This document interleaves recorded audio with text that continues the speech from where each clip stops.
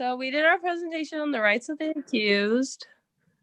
The rights of the accused. So when someone's accused of a crime, they have guaranteed rights to them by the Constitution, and that includes things like search and seizure, the right to a trial with a jury, a right to an attorney, and how they can be prevented from self-incrimination. And then on the right, it's just like a little thing of all the bills of rights, and then 4 of them have to do with the rights of the accused, which you can see in the red boxes.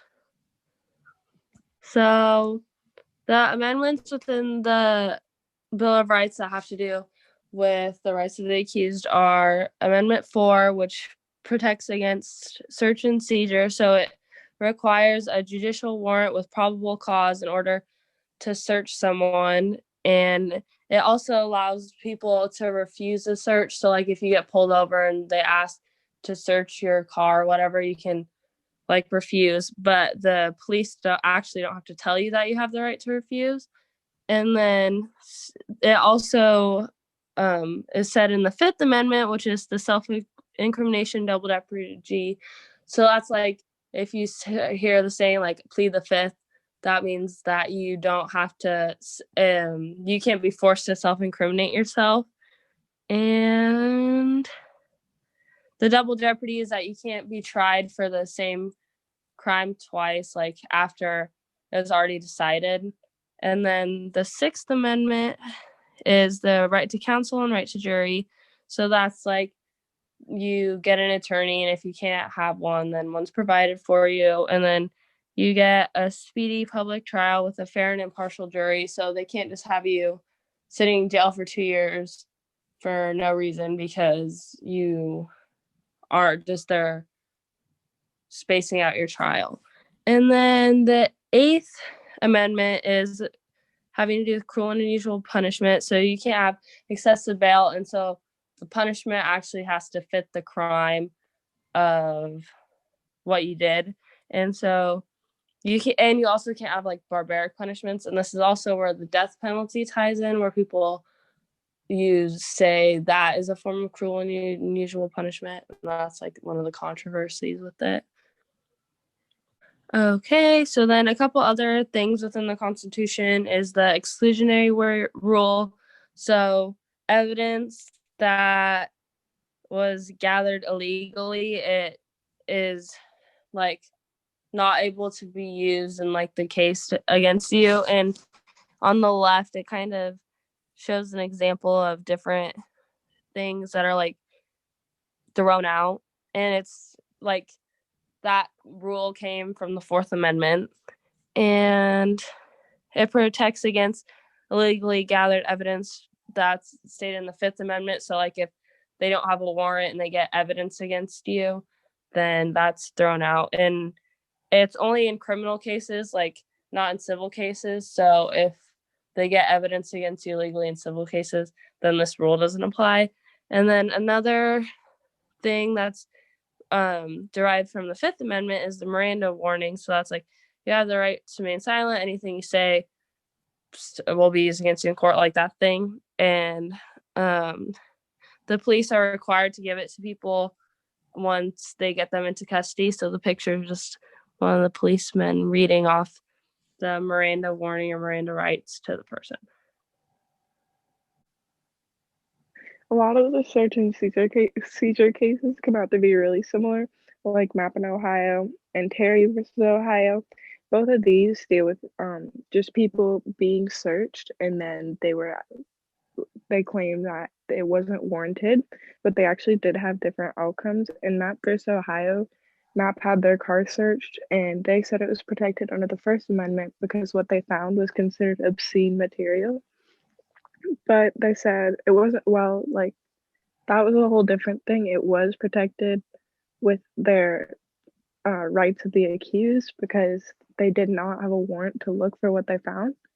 But in Terry versus Ohio, Terry was frisked while he was walking, and they said the police officer actually had the right to do this because it was on more than just a hunch, and Terry looked very suspicious, and the weapons found on him were able to use in court. And then in Katz versus United States, it was dealing with whether or not they could basically use evidence found in public spaces. So Katz was sharing illegal information in a telephone booth, and the court ruled in favor of Katz, saying that the Fourth Amendment was to protect people, not places. So even though it was a public place, it would still serve to protect cats, and they needed a warrant in order to use that information. And then in TLO versus New Jersey, it was kind of the same thing as the Mapp versus Ohio and Terry versus Ohio. She was searched without a warrant, but they kind of ruled differently in that one because she was a high school student. So they said that officials of the high school could search students if they have reason for suspicion. Okay, so right for attorney to an attorney or counsel. This kind of ties in a little bit with it ties in with self-incrimination. So like in Gideon versus Wainwright and Escobedo versus Illinois, both of them ended up confessing to their crime, but they claimed that they were denied the right to an attorney, so therefore they couldn't use that confession in court, and they ruled in favor of the defendants both times.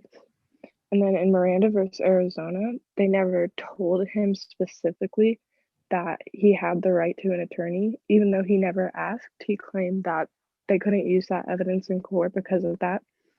And they ended up ruling in favor of Miranda, which led to the creation of the Miranda rights.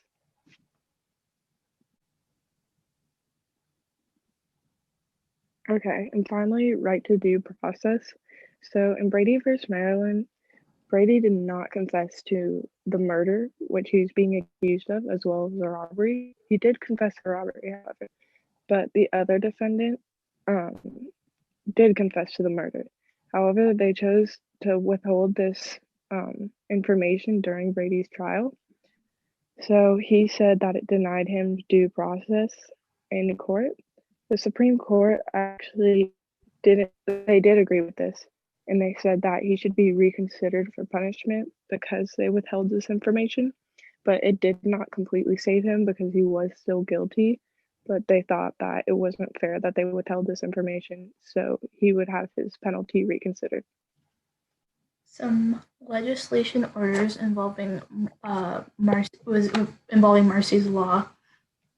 The California Victim Bill of Rights Act 2008, which was pretty much inspired by this thing that happened to Marsy.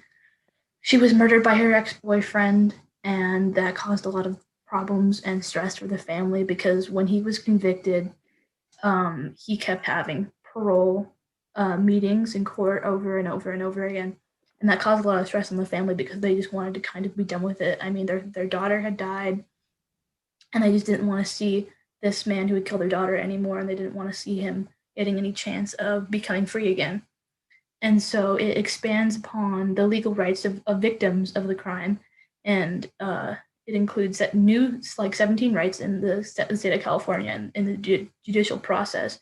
And that's protection from the defendant, restitution, which is the financial compensation for anything lost, the right to legal standing, notification of all following court proceedings, and it grants parole boards a lot more power than they had before. Before they could not, they couldn't administer parole for a certain length of time, but this granted them a lot more power to administer parole for a longer period of time.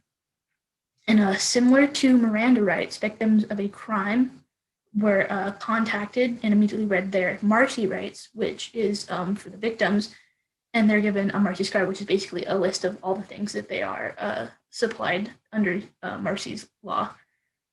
And alleged victims can have the right now to be heard at every stage of criminal legal proceedings, which gives more of a voice to the family, as well as the right to be presented by a counsel they're choosing. Beforehand, they were pretty much relied on the prosecutor, but now they could choose their own legal help.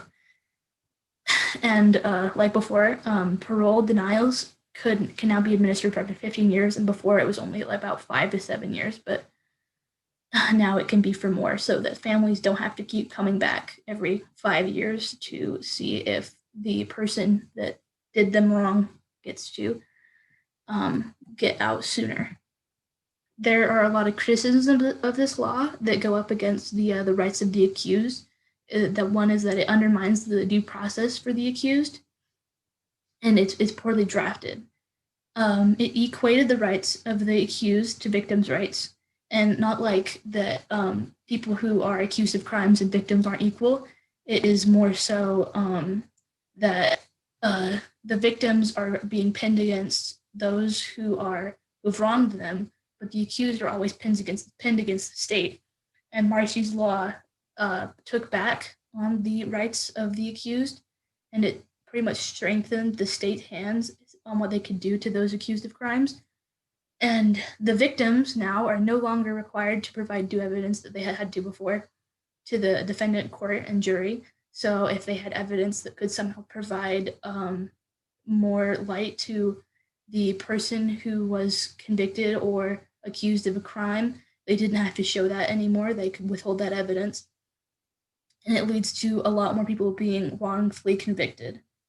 And for an example, in 2009, due to the new parole ruling, only about 3.5% of inmates received a parole denial of 2 years or less. So that means that they're going to have like even more than 2 years parole, which for an innocent person, that would be unfortunate, because then you just have your parole like administered for like up to 15 years, which is a lot more time in prison than somebody who was wrongfully convicted can get out of. Executive Order 13696. This order was written by Barack Obama in 2015, and it details the certain rights of the accused and also details those rights when it comes to military hearings and court-martials. Some of those rights are being notified of evidence being used, represented by counsel, and be informed of right of self-incrimination. Executive Order 13262. This executive order relates to the rights of the accused in court martials and was written by George W. Bush in 2002. It amends many orders that outlines the rights of those in the military.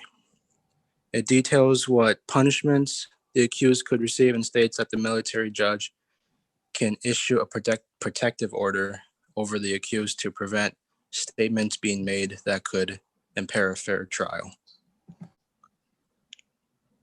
Executive Order 11835. This executive order was signed by Gerald R. Ford in 1975. This order states that all available witnesses will be called and examined in the presence of the accused. In a military trial, the accused can request that the trial be with the military judge alone, but only if the military judge approves it. The accused must be informed of the judge's identity before requesting this, and this request can be withdrawn by the accused. If the accused is found guilty, he or she is reminded of their rights to make a statement or to remain silent.